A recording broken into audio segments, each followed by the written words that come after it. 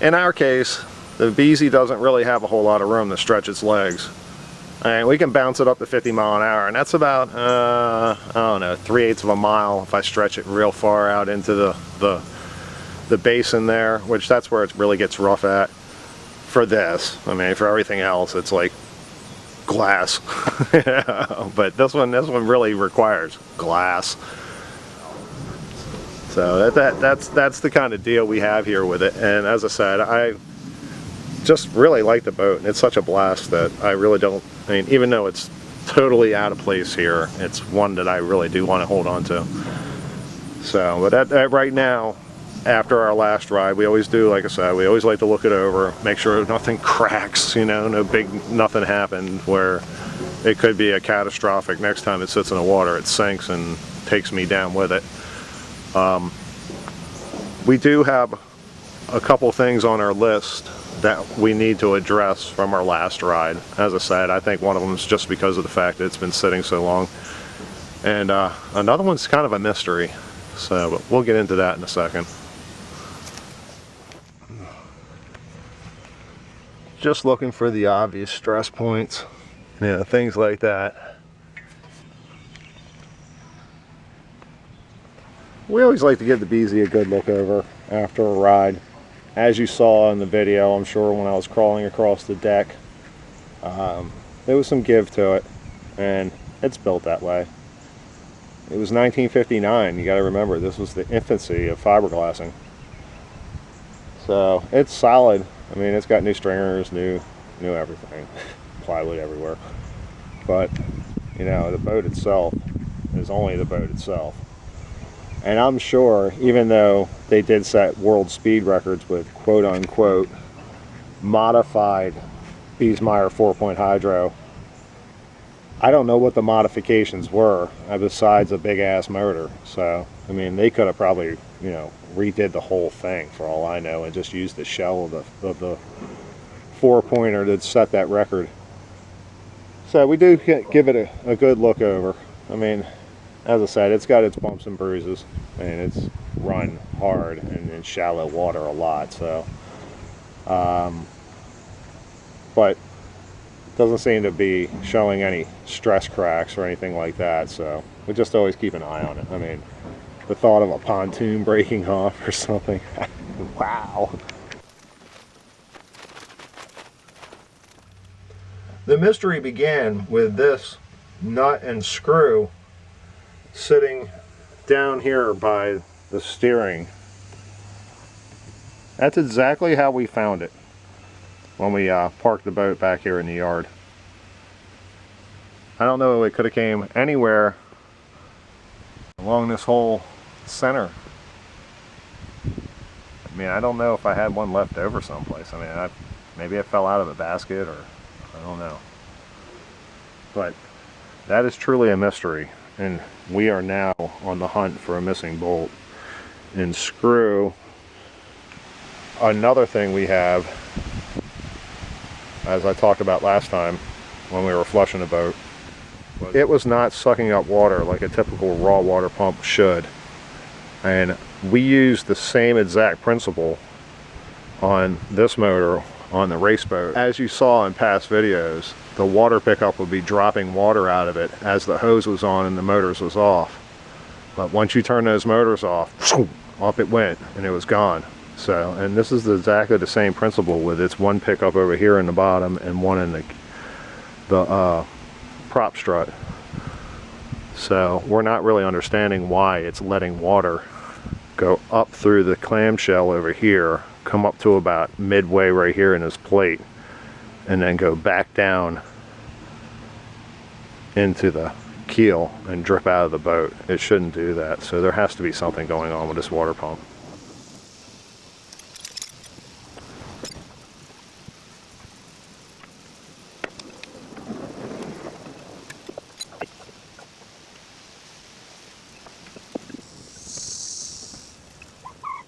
All right, lifers, we got our water pump here in Shantytown for a quick rebuild, and we got our 4 bolts out already.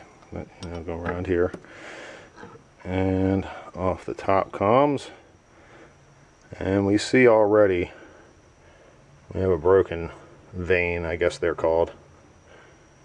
And when we were walking in, we were just kind of screwing around, and I was grabbing a hold of the flywheel here, and I was actually turning it by hand, which usually is quite, kind of thing. I was literally doing this, just spinning it around. So if it's not, yeah, these guys are not even coming, and they're loose. They're not making full contact to actually draw the water out of the passages here like it should. So we're going to pull that out and take a ride up to our favorite little marine store. Now we got it out. I was a little concerned about this piece missing on this. And yet, I think I may have found it right here. Oh, there's a big chunk of it at least. Or maybe all of it. Damn! That's a whole chunk.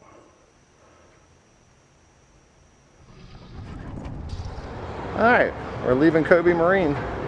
In and out with a flash. Tell you, those guys know what they're talking about. You looked at the impeller, said blah blah blah blah blah blah blah. Walked in the back, picked it up, there you go. So, it's great having great service, man. Alright, we're back. Let's go get this installed.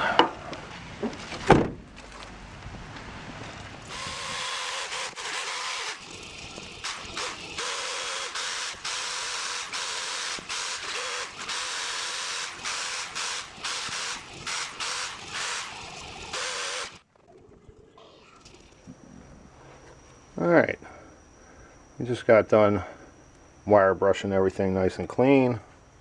Want all our surfaces to match real well. We also noticed right around the edge here, it had some proud marks. I'm not really sure what that was from. The water pump's probably as old as I am, so who knows what adventures it's been into in the last so many years.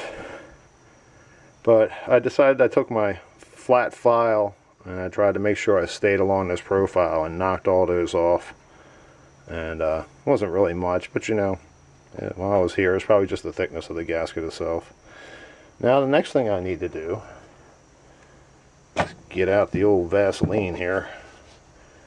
I don't know what everybody uses. I've had people tell me that, yeah, I use this and I use that, and don't use this and don't use that. Well, I've built a lot of motors over the years, and some of them I've built in December that weren't going into a boat until June. And I've always used Vaseline and never had an issue. So that would be my recommendation for you all, is to Vaseline up the shaft and everything real nice so everything slides real good. So when the new impeller goes in, it doesn't, it just slides in and goes around, and when the next time you drop it in the water, it'll blow all that stuff out, and petroleum jelly really isn't bad for the environment. So believe it or not, there is organisms everywhere that actually eat oil. So as long as you're not over polluting the environment, I don't really see any harm, because more than likely this will get blown out in my yard, and my grass doesn't suffer from it, and I have well water, so I don't want to put nothing down that I'm afraid that I'm going to have to drink eventually. So now it's time to get the impeller in, and that's going to take 2 hands. On a side note, I find it a little unsettling that almost everything today comes with a cancer and reproductive warning. I've been installing impellers since I was like, I don't know, 9 years old or some stuff. My reproductive days are over? Are you saying that? Oh, damn.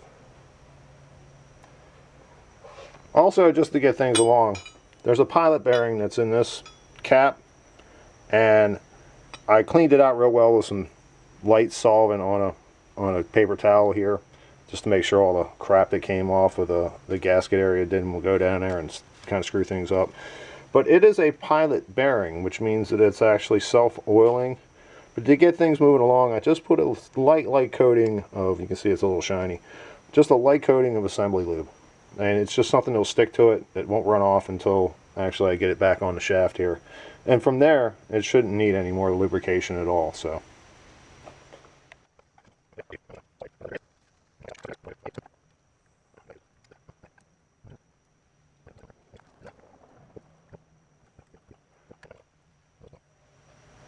Alright, well, we just ran across one of our first snafus, which, you know, like I said, this pump's probably as old as I am. It's not abnormal to run across stuff like this. As you can see, the gasket is kind of in reverse here. It goes over the vanes where it's not supposed to, and it's actually short down here. It's not really relevant that it's touching these anyway. And you would think simply flipping it over would work, but then it turns all the holes backwards. So let's turn it around this way, and it's still got them backwards. So no matter what I do, and it's still off anyway. Because if I match up this hole and this hole, now it's down here when it should be over here. So my solution is I just took my thumbnail. No, not the pictures you see on YouTube, but my actual thumbnail, and just went around and marked it where it needs to be relieved at, and we're just going to leave it like that. So out comes the scissors.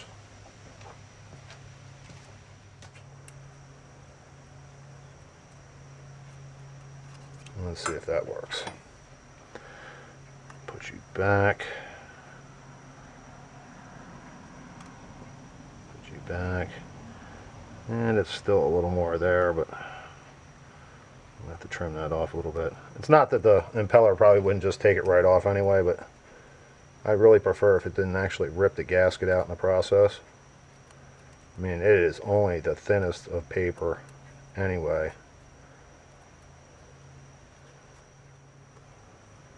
Yeah, that's so much better. So much better. As I said, if there's any little tiny edges, I'm sure it'll be just whacked right off with the impeller. But now for added security. Of course, I don't do anything unless I do it right.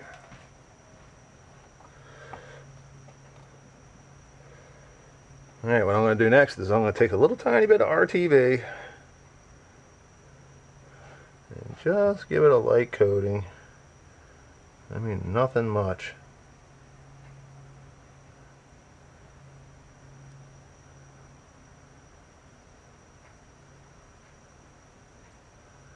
Just to kind of keep it stuck.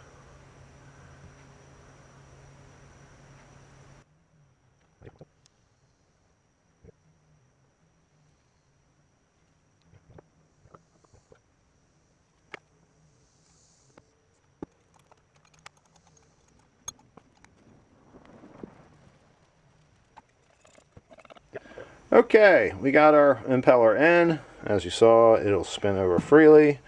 We're going to give it a few minutes for our RTV to set up before we go installing it. And while we are thinking of it, we're also going to tell you that we feel pretty lucky that this actually happened. I know some would think, you know, oh my God, you had to take the impeller out, go buy it, 30 bucks or whatever it was to replace it. All that other good stuff. I kind of look at it like this. One, I don't think the motor ever got hot. I mean, maybe it had a little too less water in it, but it was holding around 150, so that was pretty reasonable with a 140 thermostat in it, I'm sure. And we also found the pieces. I mean, that thing could have shredded going up in here or up in there and ended up everywhere.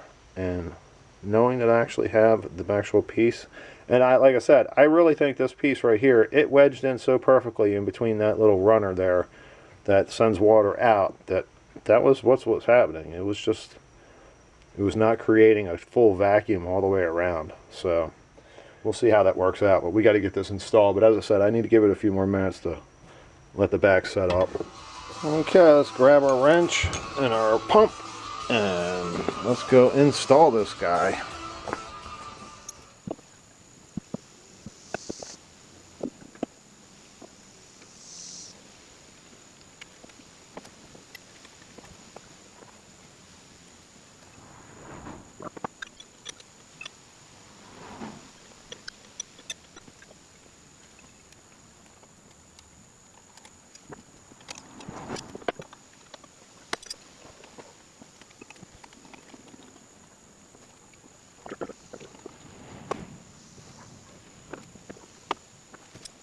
Alright, with my awkward holding of the camera for some reason.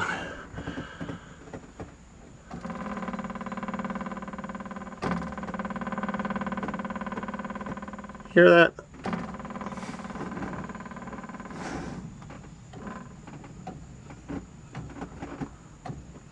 Bottom one don't do that.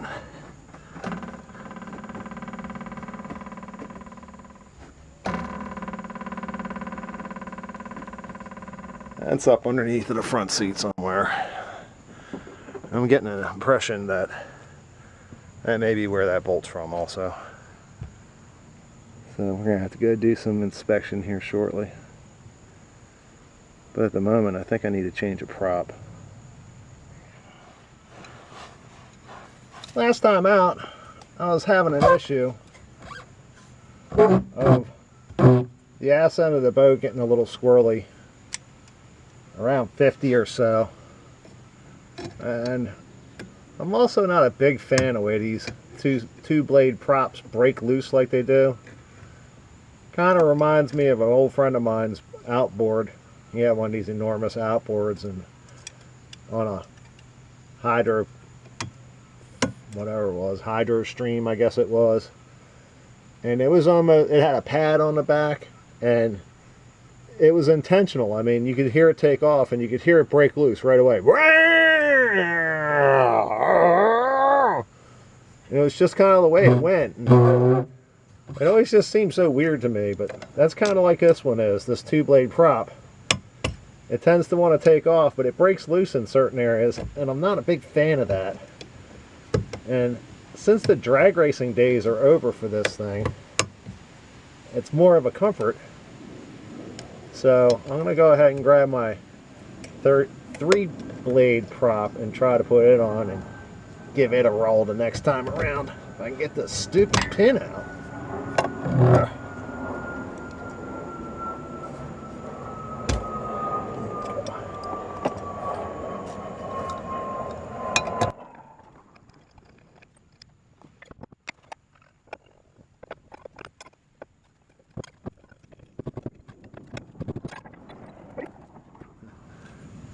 Hey, like my homemade prop puller. It's made for a lot bigger props, not necessarily something this small, but we did make this little key to fit in here, to fit around this inch prop shaft so it actually can choke it up real small, which works out well.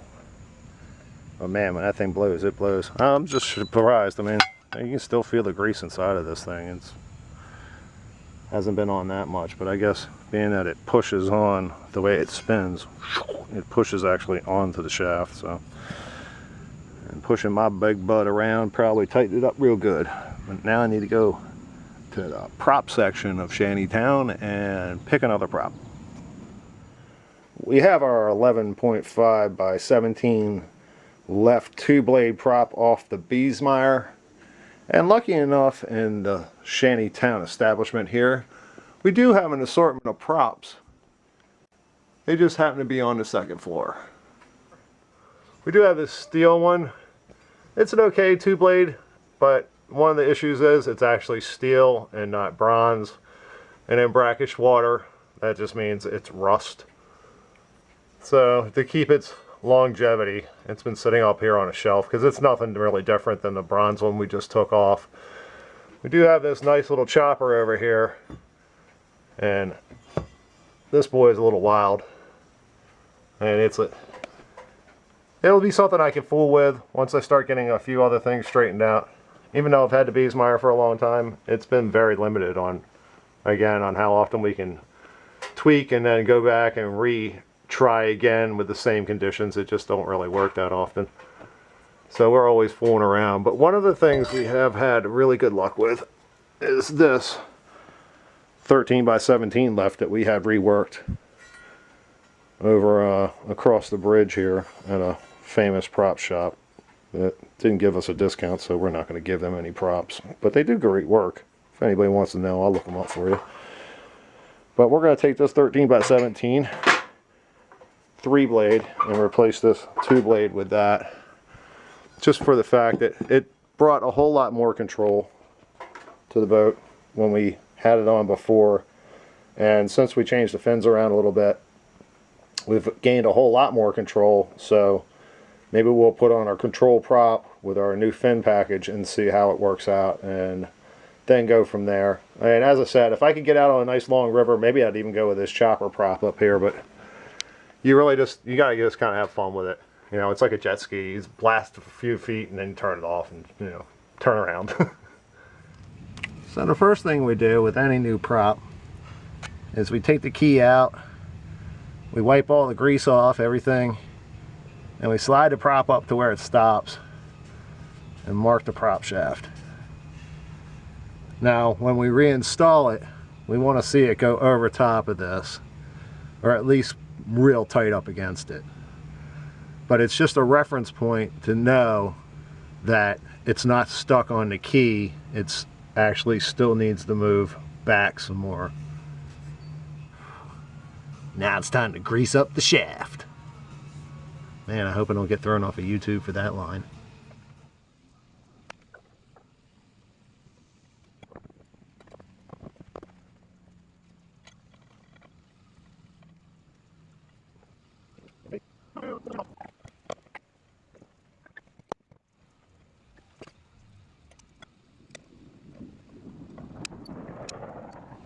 I have to say, it does surprise the hell out of me how many different sizes this shaft is for these 1-inch props. Because that's a 1-inch prop shaft.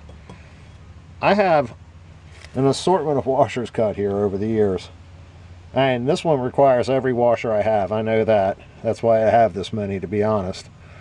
But the last one only required 3. I got a chopper in there that actually fits completely on, where you can actually get the Carter pin into the hole and it still has put a little tension on there.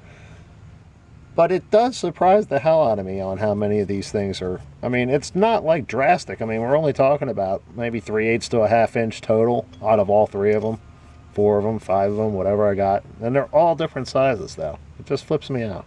I mean, I know this prop and the 2-blade we just took off are actually from the same manufacturer too. And that's the weird part about it is they're, I forget, OJ's. I forget exactly what they are. But either way, our new 3-blade, and I say new 3-blade because it actually looks like hell because it sat below the bench for about 9 months. But I had the 2-blade and the 3-blade both reworked at the same time over the winter, and I never installed the 3-blade. It's just been sitting around and collecting dust. I mean, like I said, I could probably take a Brillo pad to it and bring it to a polished shine, but you know, if it's just going in the bay, what's the point? So that's ready to go.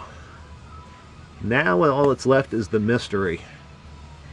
And I don't think I'm going to get to that tonight.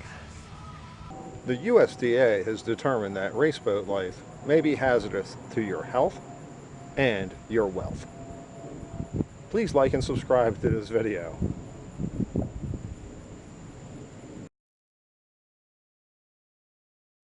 The Biese, oh, let's do it again.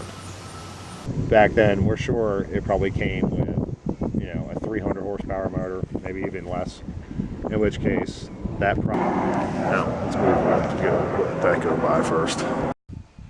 The mystery is, the real mystery is, the water pickup would be dropping water left and right when the.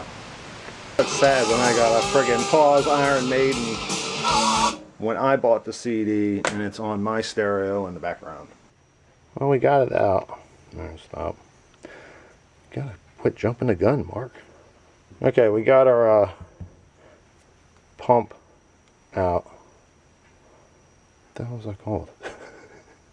Alright, so while I go brain dead here on, you're gonna hold it like this. This sucks. Up here on the second floor, we do have a Up here on the second, oh, give it a second.